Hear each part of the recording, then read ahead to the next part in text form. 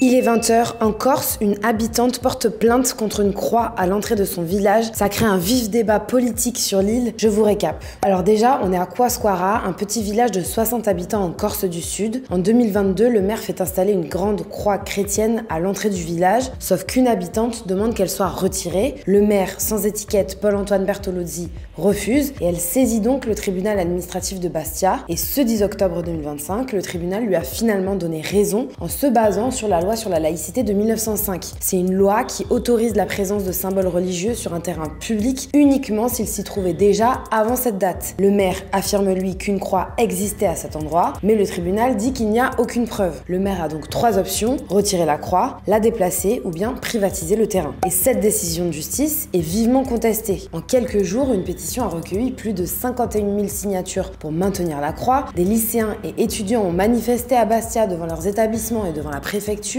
Au pied de la croix, plusieurs banderoles ont été accrochées, comme par exemple « Enlever la croix, c'est effacer la Corse ». L'ancien maire d'Ajaccio, Laurent Marcangeli, a lui exprimé son soutien total, estimant que la croix chrétienne est avant tout une tradition de nos villages insulaires. Et très vite, une fausse information sur l'identité de la plaignante a commencé à circuler. Dans une vidéo vue près de 900 000 fois sur Twitter, il est affirmé que ce serait une femme musulmane récemment installée dans le village qui agit par fascisme anti-chrétien. Sauf que cette information est fausse, puisque l'habitante derrière la plainte est une femme de 80 ans qui vit à Kouaskwara depuis une vingtaine d'années. On sait aussi qu'elle avait perdu les élections en 2014 face au maire en place actuellement et que certains habitants y voient une énième querelle personnelle. Et cette fake news va par ailleurs aussi raviver les ressentiments des insulaires envers ceux du continent qui viendraient imposer leurs règles sur l'île. Et depuis, la plaignante subit du harcèlement en ligne et des menaces. Bon, et face à toutes ces tensions et récupérations politiques, le cardinal François Boustillot, évêque d'Ajaccio, a lui appelé à l'apaisement. La croix ne doit pas être un motif de division. La croix, on la sert, on ne s'en sert pas. Ce qu'il dit clairement, c'est qu'il ne veut pas que le symbole religieux soit instrumentalisé. Le préfet, lui, a promis d'accompagner la commune pour trouver une solution conforme au droit. On vous tiendra au courant sur Brut.